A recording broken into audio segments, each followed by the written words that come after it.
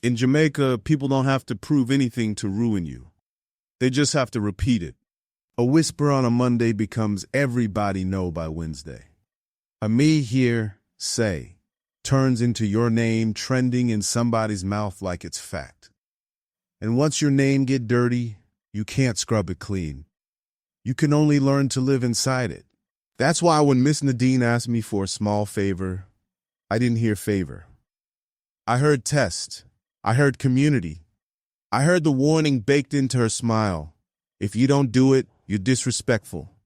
If you do it and it goes wrong, you're guilty anyway. She was the kind of woman people stood up for in a room without thinking. Church hat on Sunday, PTA on Tuesday, funeral committee whenever somebody dead. Everybody called her Miss, even men older than her. Like the title was a shield. And me, I was just a man trying to keep my name good. So I said yes, because I thought respect was protection. Turns out it was the blade. I met Miss Nadine through my auntie, which is basically how half of Jamaica works. You don't meet people, you get connected to them through someone who can shame you if you mess it up.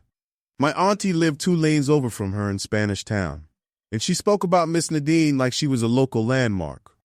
She carry herself good, my auntie would say. She don't do slackness. She is a woman of principle. That word, principle, was the first hook. Because principle in a small community isn't just morals. It's status. It's protection. It's the difference between that's a good man and watching him as a problem. I was 29, working security nights and doing small delivery runs in the day. Not big money, but enough to keep my rent paid and my mother off my back. I wasn't trying to be famous. I wasn't trying to be bad. I just wanted to be untouchable, in the simplest way. Nobody could say shit about me and have it stick. Then one Thursday afternoon, my auntie called me and said, "Come by me a minute, Miss Nadine here." I didn't even ask why. That's the thing about fear of shame. You move before you think. You show up so nobody can say you didn't. When I walked in, Miss Nadine was sitting upright like she owned the chair. Hair neat, skirt pressed, Bible-sized handbag on her lap. She looked at me like she was taking inventory. "Evening," I said. "Evening, son," she replied. And the way she said son made me feel small in my own body. My auntie poured her juice, did the little host performance, then drifted into the kitchen and pretended to wash dishes so she could listen without looking like she was listening.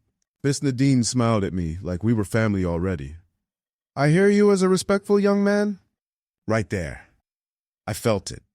The test. I laughed, polite. "Me try." She nodded, pleased. "Good, because Miles have a small thing. Not big, but it needs somebody with sense, somebody people trust." People trust. That phrase landed heavy, like she was handing me something fragile and expensive. She leaned in a little, voice lowering, not secretive, more like intimate, like we were sharing responsibility. "I have a youth at school," she said. "Him is a good boy, but the mother always in trouble. Always borrowing, always drama. Now the boy needs to get a tablet and uniform things, and the mother can't manage." I waited, already feeling the trap closing. Because when a respected woman tells you a story about a struggling mother and a schoolboy, you can't just say, "Not my business." That's how you get labeled hard-hearted. That's how you get talked about. "So, Miles do a collection," she continued. "Few of the parents. Few people from church, just a little support. But you know how people say, everybody want to know where every dollar go." She rolled her eyes like she was annoyed at the idea of accountability.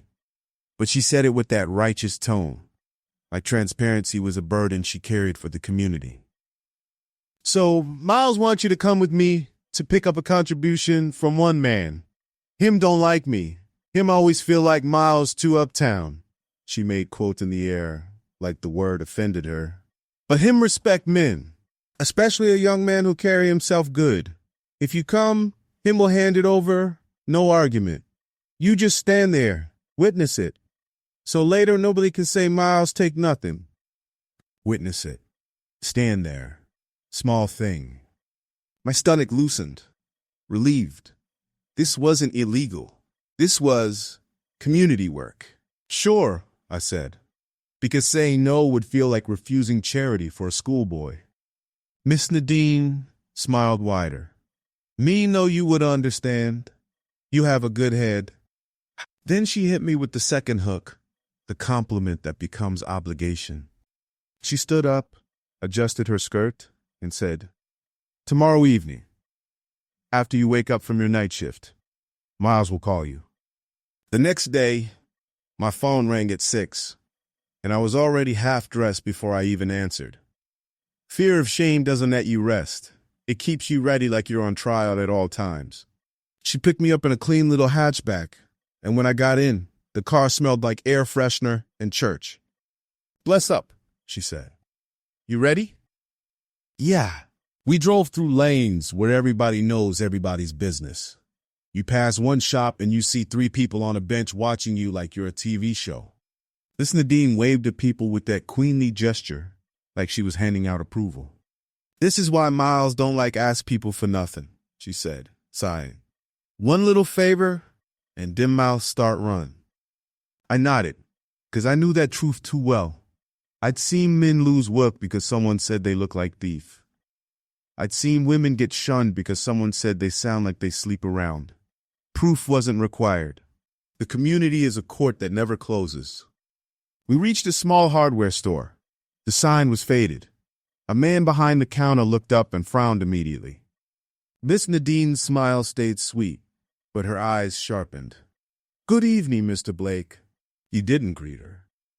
He stared at me. "Who that?" he asked. "This is Dwayne," she said, like my name was a credential. "Him is here to witness, because you know people love talk." Mr. Blake snorted. "Witness what?" Miss Nadine didn't flinch. "The contribution for the schoolboy. We spoke already." Mr. Blake leaned back like he was disgusted. "Me tell you already, Miss Nadine. Miles not giving you cash." Her smile twitched. "Just a fraction. So you will give what, then?" He opened the drawer and pulled out a small envelope.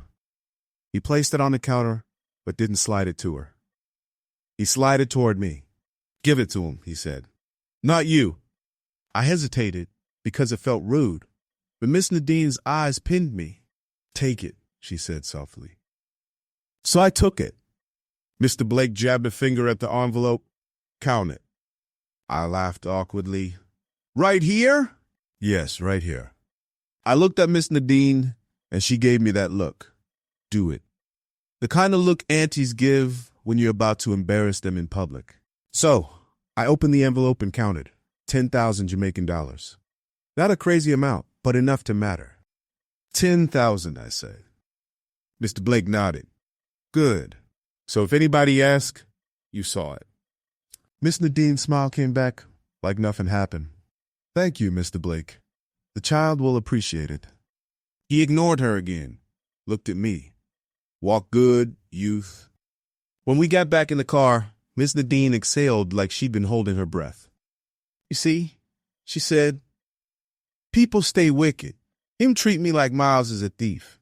She laughed, but it wasn't funny. It was the laugh people do when they're saving their pride. I wanted to reassure her. I wanted to be the good man everybody said I was. So, I said the worst thing possible. Don't worry, miss. I saw everything. Nobody can chat. Her eyes flicked to me, quick and pleased, like I'd just signed something without reading it. Exactly, she said. Because, respect is everything. And I believed her. Because I didn't realize respect wasn't a shield in her hands. It was leverage. 2 days later, the first rumor hit me like a slap. I was at my mother's yard fixing a gate latch when a neighbor walked by and said, too casually, "Me here say you and Miss Nadine doing little money collection now." I paused. What? He shrugged, smiling like it was harmless. Just hear it. People are talk. That phrase again. People would talk. By night, my auntie called me, voice tight. Dwayne? Wow, really gone? Why, you mean? She lowered her voice like the walls had ears. Dem say you take money from Miss Nadine. Dem say you was the one handling it. Them say you carry it, go give somebody. My skin went cold. Who say that? A girl from church. She say she hear it from Mr. Blake's shot. I laughed, but it came out sharp. That's bullshit.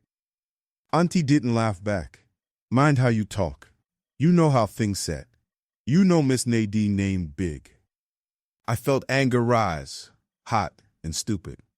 So because her name big, Miles must accept people lie on me? Auntie sighed. Me not say that. Miles just say, be careful. Be careful. That's what you tell someone when you're warning them the community is already leaning against them. I called Miss Nadine immediately. She answered on the second ring like she'd been waiting. Evening, son. I didn't do greetings. Miss Nadine, people saying my name, they saying I take money, they saying she cut me off. Calm. Dwayne, relax yourself. Relax. Like my reputation wasn't on fire. I had some foolishness too, she continued. But you know people, them always jealous when they see a young man helping. Well, helping. She used the word like it was a medal she pinned on me. I need you to come by me, she said. Tonight. What for? So we can straighten it out, she replied, still calm. Because Miles can't have your name get dirty, and Miles can't have my name get dirty neither. People love disrespect. There it was again.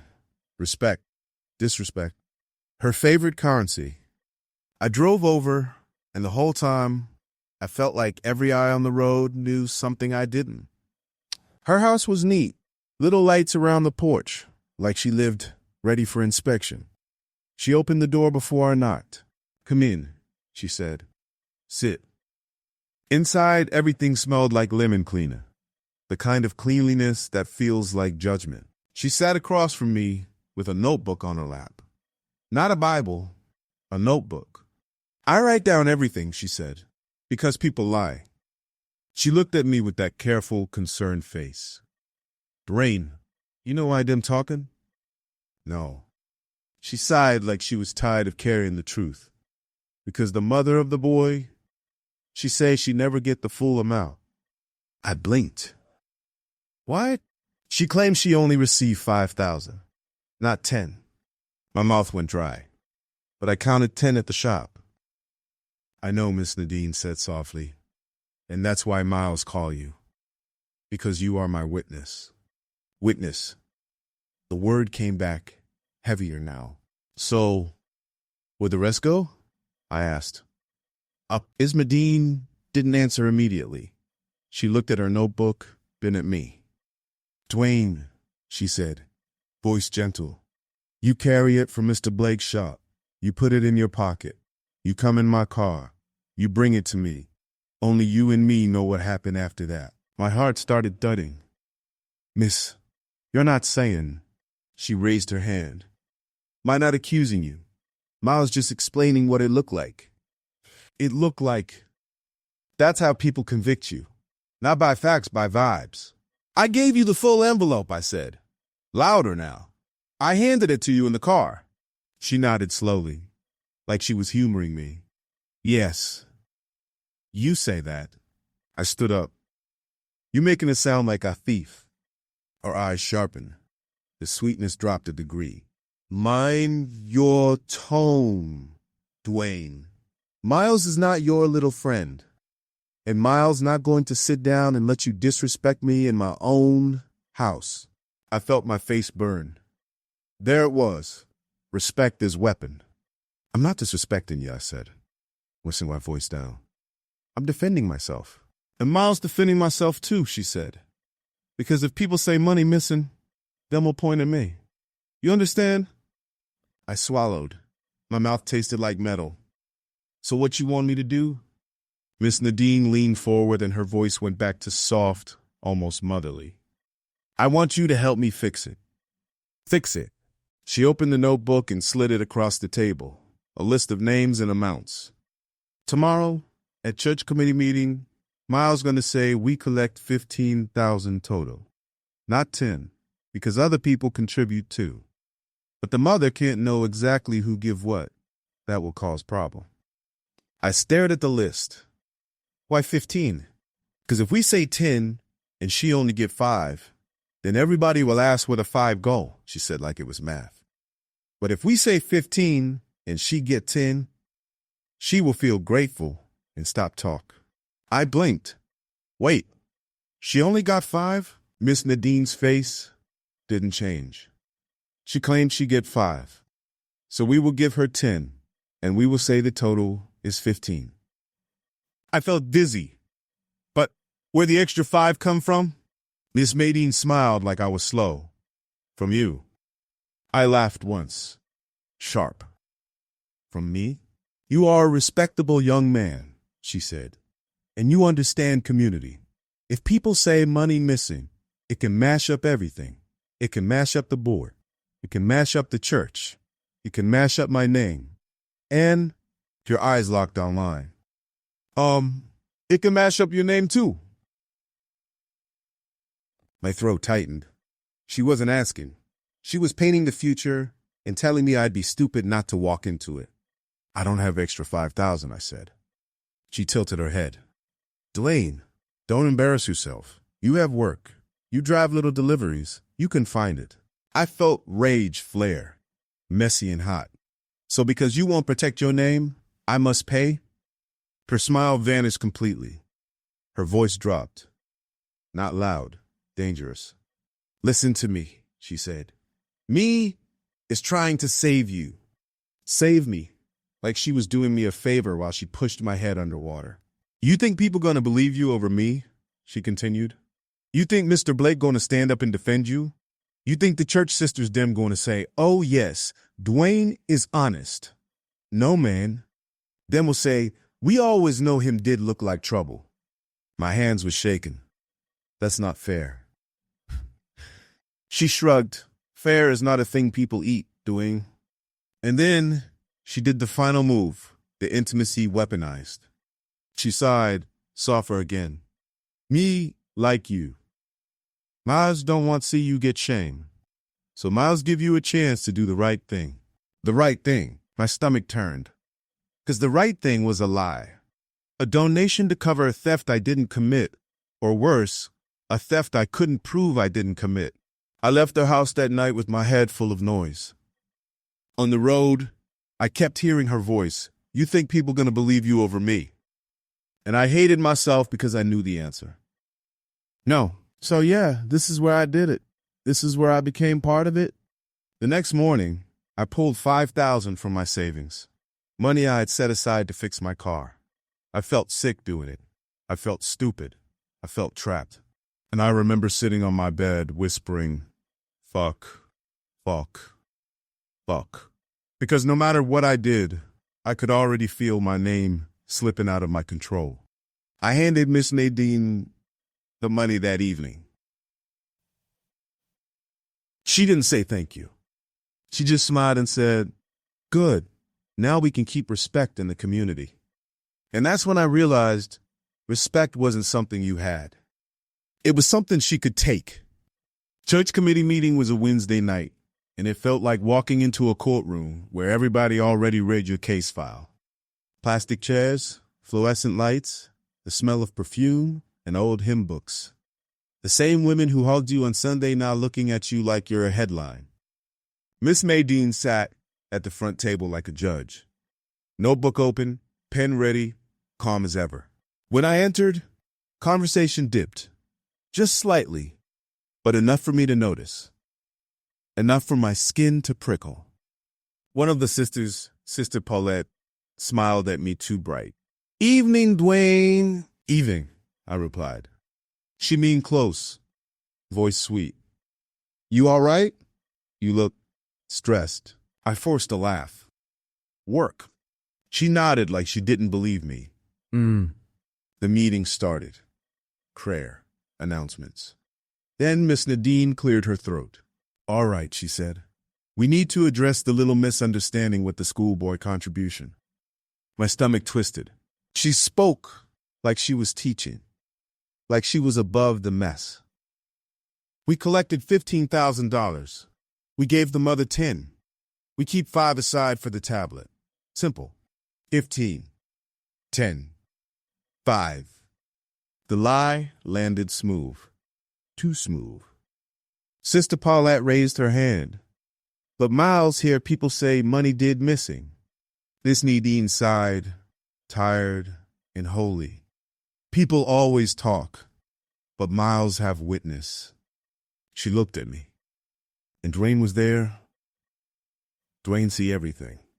Every eye in the room swung to me. I felt heat call up my neck. Miss Nadine smiled at me, like she was giving me a chance to be good. Tell them, Dwayne, she said.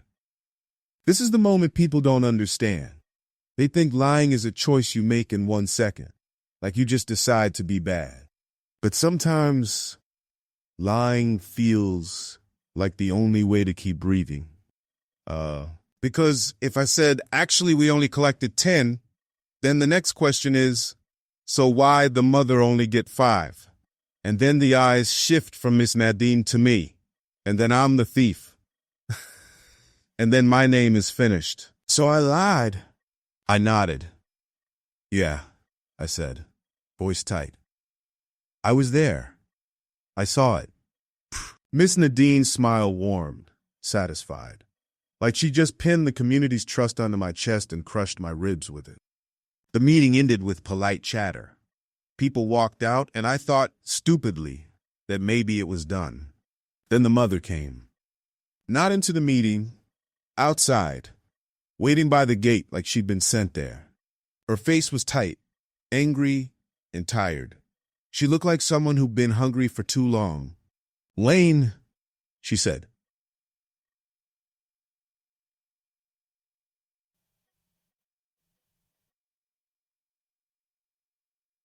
I stopped. Hey. She didn't greet back. Me hear say you was the one handling the money. I swallowed. Miss Nadine was handling it. The mother laughed, short, bitter. You know how dem people stay. Them always have somebody else do the dirty part. My stomach sank. She wasn't accusing me exactly. She was seeing me as a tool. I didn't take anything, I blurted. She stared at me. So why Miles only get 5 at first? I froze. Because what the fuck could I say? Because Miss Nadine needed leverage? Because she wanted to see who would crack? Because she wanted to pull me into the mud with her so I couldn't climb out? I stood there like an idiot while the mother's eyes filled with something sharp.